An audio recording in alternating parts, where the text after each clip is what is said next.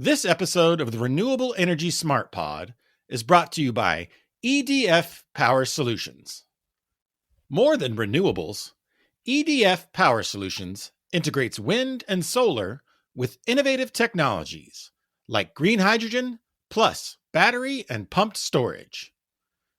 Join EDF Power Solutions in creating energy designed for the future. Learn more at edf-re.com. That website again is edf-re.com. Or just click on the link in today's show notes.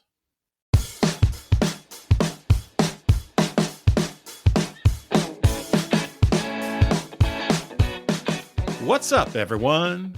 And welcome to the Renewable Energy Smart Pod. I'm your host, Sean McMahon. And you know, this podcast often focuses on big picture things when it comes to renewable energy.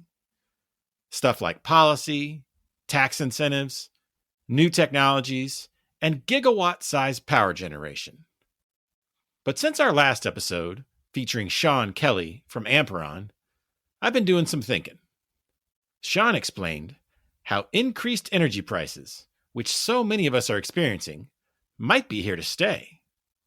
So considering that, I thought I would pivot and bring you an episode that focuses on what businesses and building owners can do now to try to alleviate some of those rising energy costs. Joining me in a minute will be James Dice, the founder and CEO of Nexus Labs. As they say on their website, quote, Nexus Labs exists to move the smart buildings industry forward without the fluff. So rather than try to sell you solutions, Nexus Labs is a media company that has amassed a library of content, things like case studies, white papers, and podcasts, that building owners and operators can access to make their operations smarter and more efficient. Ahead of their NexusCon gathering in Denver in a couple of weeks, I wanted to bring James on the show to talk about that event and just hear his insights on the latest smart building trends. But before I bring in James, just a quick reminder to check out our most recent episodes. I already mentioned my chat with Sean Kelly from Amperon about energy prices. Before that, we tackled the topic of tariffs and trade policy with Jessica Libby from KPMG. And of course, we also did a deep dive on geothermal with Mike Richter from Bright Core Energy. So be sure you all give those episodes a listen. And as always, if you want a daily dose of renewable energy news delivered directly to your inbox, head on over to smartbrief.com and sign up for the Renewable Energy Smart Brief. Or just click on the link in today's show notes. Right now, let's get things started with James Dice from Nexus Labs. James, how are you doing today? Doing great, Sean. Well, thanks for having me on the show. Appreciate it. Yeah, I've been excited to bring you on. Obviously, this is a podcast about renewable energy. And, you know, a lot of times we focus on the generation of all that energy. But you and your team kind of have a role to play with how it's being used. And I should say how it's being used most efficiently. Mm-hmm. So talk to me about what you and the team at Nexus Labs do. Yeah, so I started my career as a mechanical engineer. Always like to start there because now, you know, today we're a media company, but we started, the roots of the company are crawling around in mechanical rooms and trying to make buildings operate better. And I saw the potential for technology to help us decarbonize buildings and shift the way that energy is used in commercial buildings. And I noticed that the media coverage was kind of like really high level and surface level. And I felt like it wasn't exactly capturing what's happening at that mechanical room level. And so I started the company as a newsletter in 2020. And today it's a full-blown media company with a conference and all kinds of stuff. But basically, if you think about, if you guys are used to talking about generation on this show, maybe I could connect what smart buildings technology means to that sort of renewable energy and decarbonization movement. You know, basically buildings, commercial buildings use about 28% of global energy. People like to say 40%, but that includes single family resi.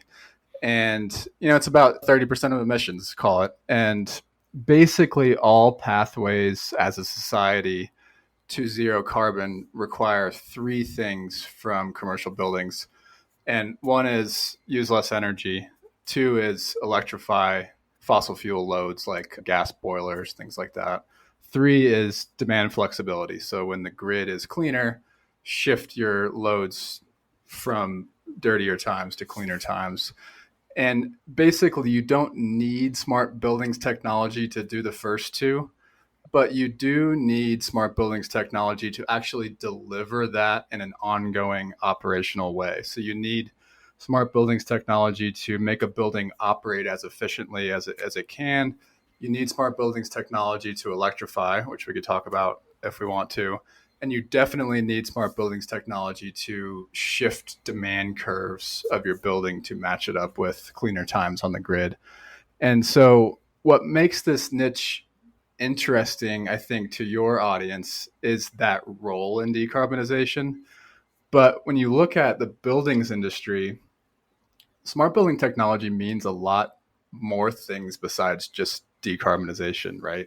Otherwise, we could just unplug a building, right? They don't like it when you do that. They really don't like when you do that. No, you need a building for whatever it was designed to do, right? As if it's a workplace, you need it to provide a nice workplace. If it's a Walmart, you need it to provide a good environment for capitalism, right? So basically, smart buildings technology means so many other things besides just decarb. It's really only one outcome. Okay, well, I appreciate you, kind of connecting where smart buildings fit into the decarbonization puzzle. So let's dive right into it. What are some of the newest technologies out there that are creating a buzz in the smart building world? Yeah, I think when it comes to trends, you kind of have to think about the outcomes that I just talked about. So one outcome is decarbonization. Let's set that aside because I know that's going to be more of the focus of our conversation. I like to go to occupant experience, right? All buildings are focused on providing an environment for occupants. And I'll just go through these quickly so we can get to the decarb stuff. But the things that people are caring about in occupant experience are things like indoor air quality, people counting to understand how people are using different spaces, allowing the occupant to access their space with their Apple Watch, things like that. Then you have operational efficiency. So there's like, how can I maintain this building better? So you have things like leak detection sensors. You have software called fault detection and diagnostics that analyzes all the data and tells you when something's wrong, like you have a leak over here, or you have a fan that stopped working over there. There's drones for inspections, which are kind of cool now. You have indoor and outdoor drones. Like instead of going up on the roof in a high rise in Manhattan, you drive a drone up there, check out, take video, that kind of thing. Let me jump in there for a second. So how are drones being used indoors? Yeah, this is a newer thing. So you might have a threat get detected into campus, and instead of sending a human, if you're worried about that human safety, you could send a drone to check things out. Also, there are automated drones now that can dock themselves. And so if you think about a security guard doing rounds and you don't want to do that anymore, right? Or you want to save money, you would have a drone that automatically does the rounds on its own and redocks itself in the ceiling somewhere. Gotcha. So those are definitely coming out.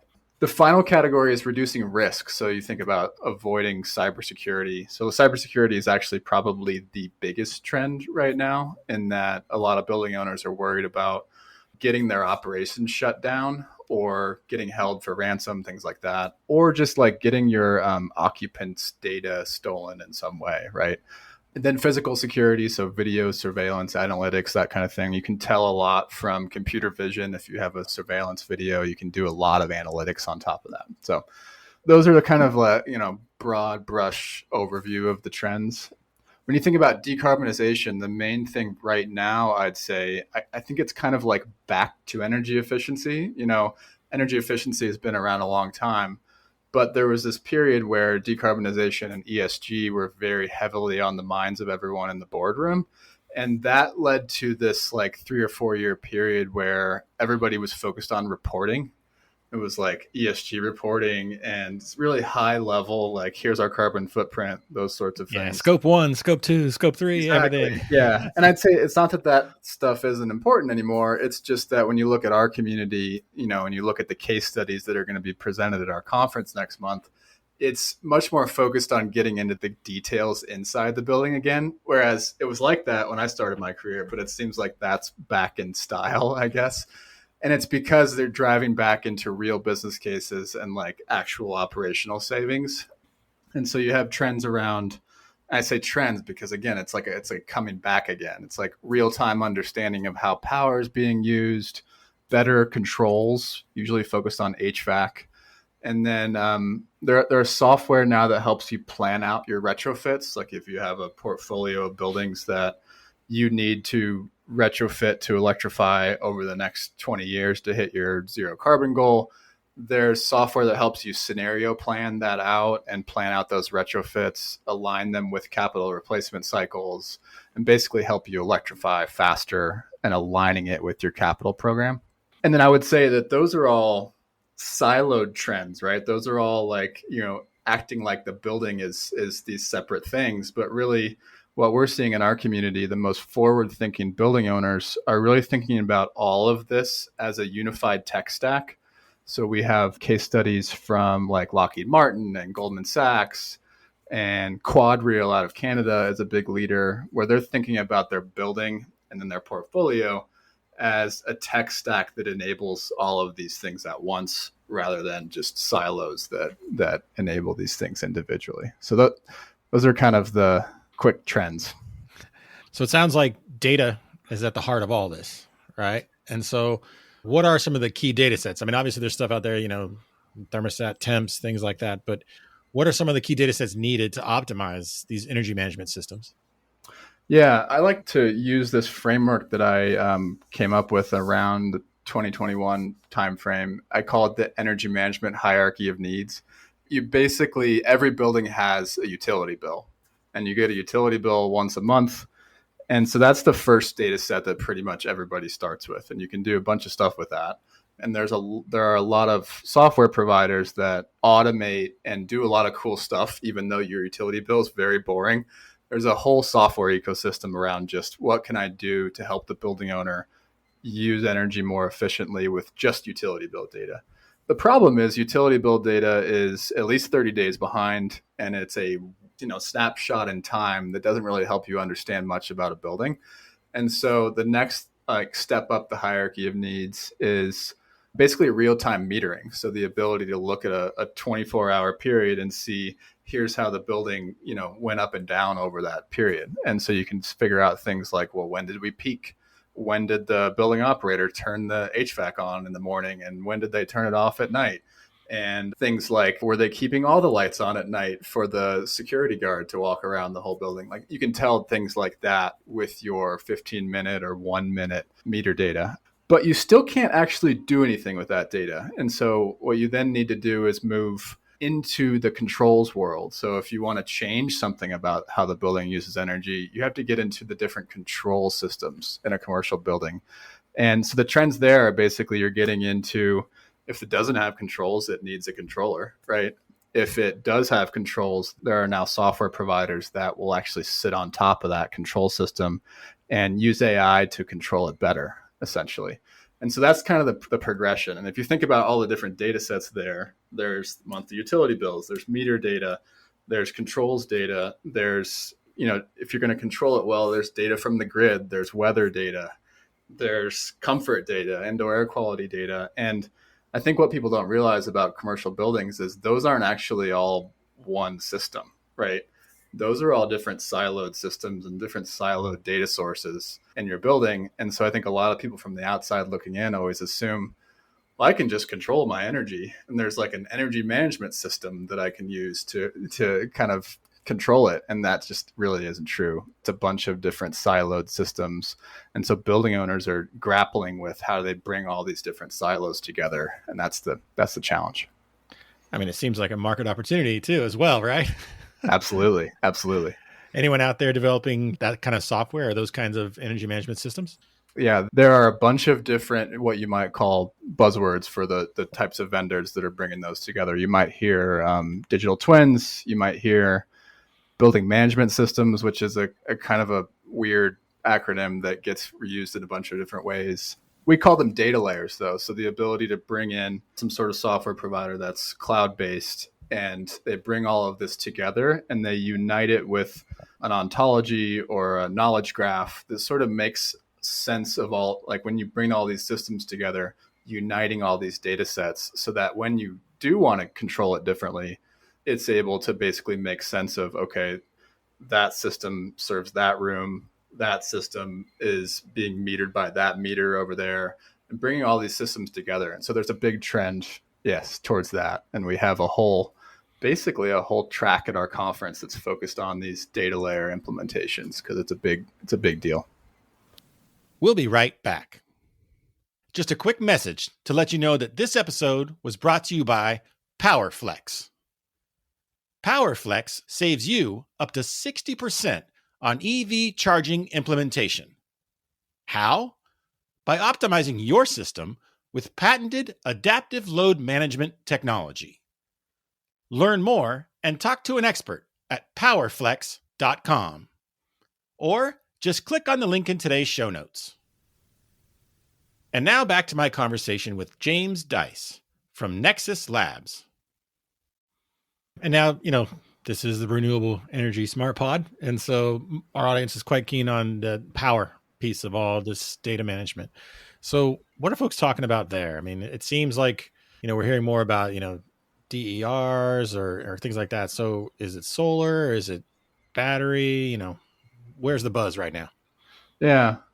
These types of questions are tough in commercial buildings because there are so many different types of asset classes. You can think of it like a X and Y axis, right? So you have small buildings to large buildings, like very simple to very complex types of, if you can think about like a higher ed or a hospital campus, that's about as complex as it gets. Or you can think about the 7-Eleven on the corner. That's about as simple as it gets, right? And then you have all your different types of ownership structures. And so buzz really depends on where you are in that matrix. But I would say in general, most of the more sophisticated, bigger building owners, they don't have a whole lot of generation capacity, right? Parking garage, parking lot, limited roof space in most buildings. They're mostly thinking about storage and controls, right? And then you have the buildings that are like Prologis is a good example. They're coming to our conference to talk about battery storage. But if you look at their program, they have a huge focus on generation because they have so much roof space. You fly over a city, you're going to see a bunch of Prologis buildings with huge, massive white roofs. And they're thinking about themselves more like you guys might have covered this in the past, but they're thinking about themselves more like an energy generator now and actually investing heavily on that side. So I guess it depends on the asset class, but we have a huge subset of our community on the building owner side that is trying to figure out battery energy storage right now because it can do so many different things for them.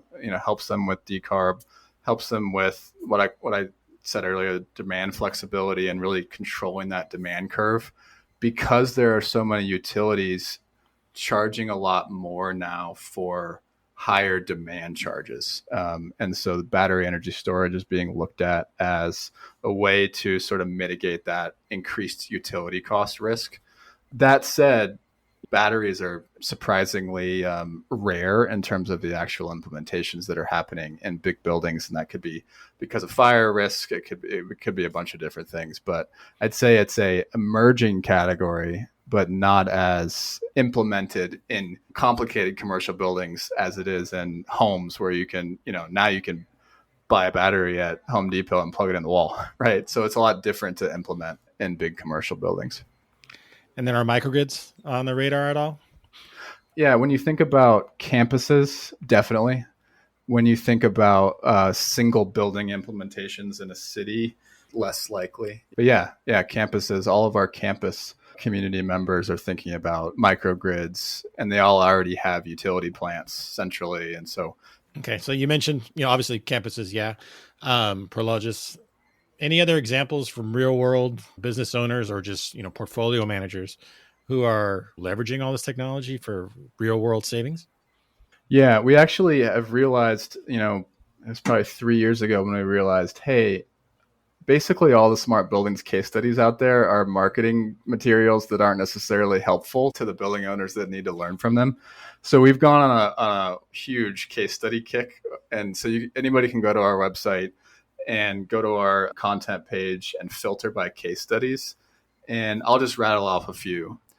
We have a case study with T-Mobile where they did real-time metering and analytics, and it helped them avoid actually needing new data centers, which is a kind of a hot topic right now because they realized that they had hidden capacity in their existing data centers. And so it helped them avoid a huge capital cost.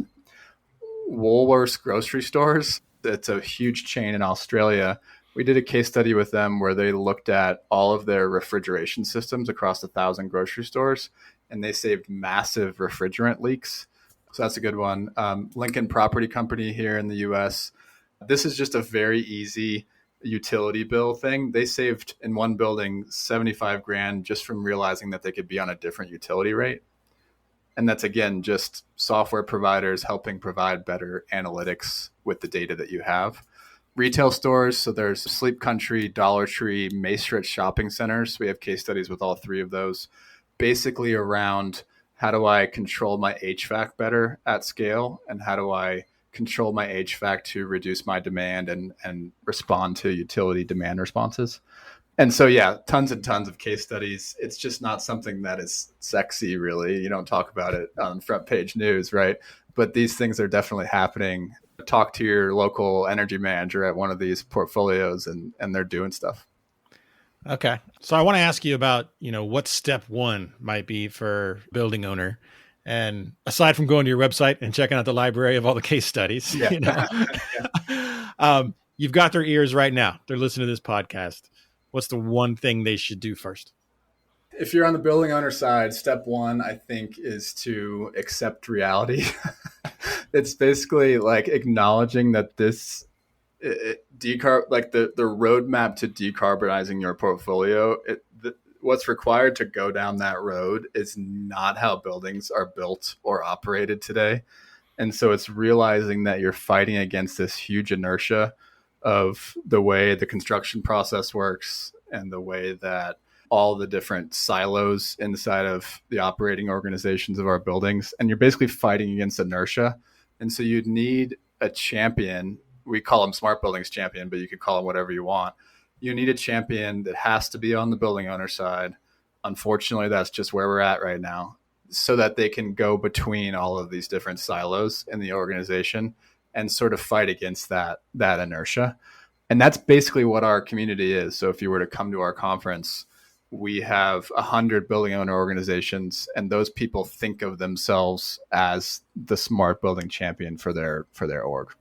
You mentioned the conference, and full transparency, your conference is kind of what piqued my interest and made me want to invite you on the show. So what is NexusCon and what's on tap for this year's gathering? Yeah, so it's this year, it's October 6th through 8th in Denver. We basically bring together the building owners that are implementing smart buildings programs, the technology vendors, they're the exhibitors. So there's a full expo floor of, all the vendors categories that we've talked about are represented in that expo floor. And then we also bring in the service providers. So the service providers is a really huge piece of the ecosystem in smart buildings. And so that's consulting firms, design firms, integrators, local contractors. They're all coming in because they're the ones that are tasked with installing and maintaining smart buildings technologies. And so it's those three stakeholders that are coming together. And all of the content's focused on case studies. So we don't let vendors just do vendor pitches. We let vendors present. It's a very academic style conference where they've submitted an abstract, just like you would at an academic conference. We allow case studies, but the case study has to be told by the building owner or with the building owner. And so it's very much like if you're a building owner, you're coming into the community and feeling like it's not just there for you to get sold to, even though we do have an expo floor and a demo stage and lots of networking opportunities. And again, it's focused on decarbonization and energy management as one track. And then we have operational technology, cybersecurity, that's track 2. And then the next one is maintenance. And so if you look at all of the smart buildings programs that participate, the key is bringing these three departments together. And so if you want to really decarbonize a portfolio, you really have to engage the maintenance people. And if you really want to monitor your buildings, you have to get the IT people on your team so that you're not exposing the building to a bunch of cybersecurity risk. And so what we do is kind of foster that, bringing those three groups together. Yeah, it sounds like a perfect place, like I said, to bring all the parties in under one roof.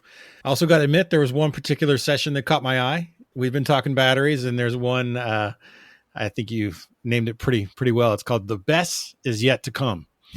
So who's presenting there? Or I obviously it's about batteries, but what can you tell me about that session? Yeah, this one's about how buildings, some people, this is a very niche part of our community right now, but some people are thinking about buildings as less of just passive energy consumers and more like active grid participants, right? So we have Prologis, who I mentioned earlier. They're like basically presenting about behind the meter solar and in front of the meter solar and using storage to reduce grid dependency. So that's going to be a cool case study. We have Northwell Health, which is talking about what's called grid interactive buildings. And so basically the same thing we've been talking about, load flexibility. That'll be cool because they're going to do case studies around thermal storage and hydrogen generation. So again, different types of buildings think about these things in different ways. And then we have the city of Madison. So the city of Madison got a big Connected Communities grant by the Department of Energy a couple of years ago. And so they're basically showcasing the project they did with that money. So it's you can see multifaceted different case studies. And so we package all those into a 90-minute session, and then we do breakout rooms with the participants to basically explore the content together. And you mentioned how people are viewing BESS as a way for buildings to play a more active role in the grid. Where do you see that going? And I guess what I'm getting at here is like, we're hearing more and more about how there's going to be this massive amount of demand placed on the grid by AI data centers and everything. And there's, quite frankly, a lot of folks worried we're going to be able to provide all that, and if the grid can manage it. Do you think that utilities in this case might play a more proactive role in kind of trying to get building owners or large corporations to invest in BESS so they kind of have that in their back pocket in times of extreme load? Yeah, I do think that is where it's headed, is that you have more real-time signals on how the utility wants you to use power. And then on the building owner side, you have better systems that allow you to automate based on what's coming from the utility. Today, we kind of don't have either of them set up very well. So if you look at the utility side, we have things like automated demand response, automated signals coming from the utility side. But it's only in a few utilities nationwide. Most of the building owners that we interact with, they may have different rates depending on time of day, but most of them don't. And so you don't have quite enough economic signal from the utility side to incentivize the building owner to prioritize that quite yet in most markets. And then if you look on the building owner side, they mostly don't have the ability to automatically do what you're describing because of all the technology hurdles I talked about earlier. And so there's a limit on what you can get from the building owner side because it's mostly a manual thing right now. Like if you look at what's holding back in commercial buildings demand response programs, it's basically because you're expecting a busy facility manager to go around and like turn off elevators and lights and stuff. And that's just not realistic because that automation's not there. And so I think there's just a long way to go on both sides before you can sort of reach that future. But I do believe that's where this is headed because the technology is there. Like it's not like we need to invent something new to do what we're talking about.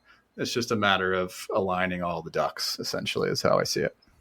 Yeah, I guess, I'm just kind of thinking about, my own home. I got a smart thermostat, and I've signed up for a program with my local utility where, really, really hot days, I've given the permission to kind of take it over and they'll, come and cool my house, but then shut it off at peak time, 5:00 in the afternoon, whatever.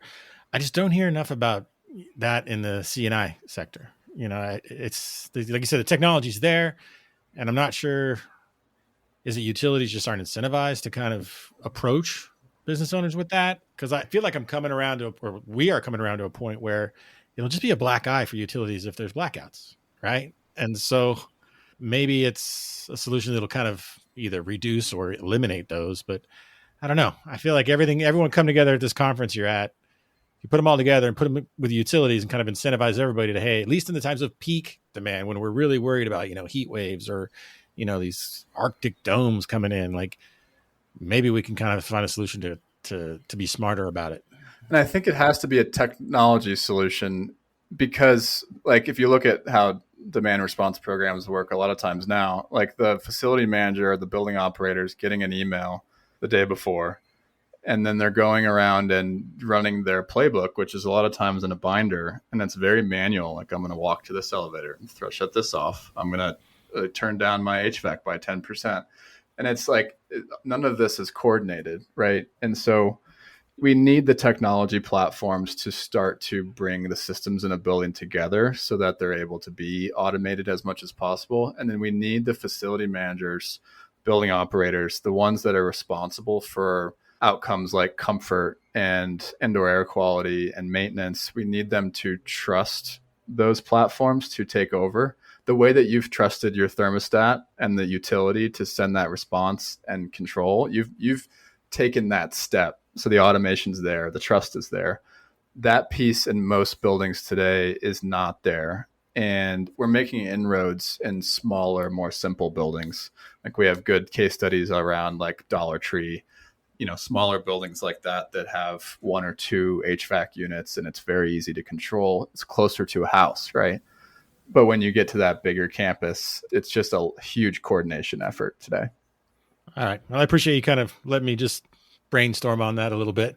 Yeah. So one of the shticks I have on this podcast is I like to ask my guests for their bold predictions. So when you get together, it's either say next year's NexusCon or maybe 2 years out. What are we going to be talking about? Well, we have a thing in the buildings world where a lot of people like to make jokes. You hear people might stand up or sit on a panel at our conference and they might say, I've been doing this for 30 years. And so it's the safest bet to say that my bold prediction is that we're going to be talking about very similar things next year, because throughout my whole career, it's been very similar things, just tweaked a little bit according to the hottest piece of technology of the day. In all seriousness, I bet, though, at next year's NexusCon, we have more case studies around AI. So that's easy to predict because we have quite a few today. But I bet it'll continue to get implemented and integrated into our products. I bet there are more case studies around building owners figuring out how to connect smart buildings technology to the very top line of the business. So a CEO might be saying things to their investors at a quarterly earnings meeting that is more closely related to smart buildings than they are today. Right now, it's kind of viewed as a cost center. It's kind of viewed as something that's in the background. And I believe that the most forward-looking programs, Quadreal is a good example. Shout out to them. They've figured out a way to use smart building technology to actually increase Quadreal's revenue.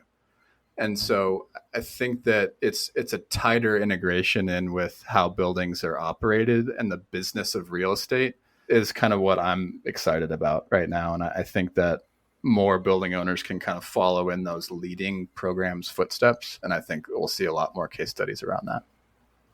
Yeah, that makes sense to me. Listen, James, I appreciate you outlining all this for us, and best of luck at the upcoming NexusCon, and appreciate your time today. Thanks for having me on. Well, that's our show for today. But before we get out of here, I want to say a final thank you to our sponsors, EDF Power Solutions and PowerFlex. If you like this podcast, please share it with your friends and colleagues. And be sure to follow us on Apple, Spotify, YouTube, or wherever you get your podcasts. The Renewable Energy Smart Pod is a production of Smart Brief, a future company.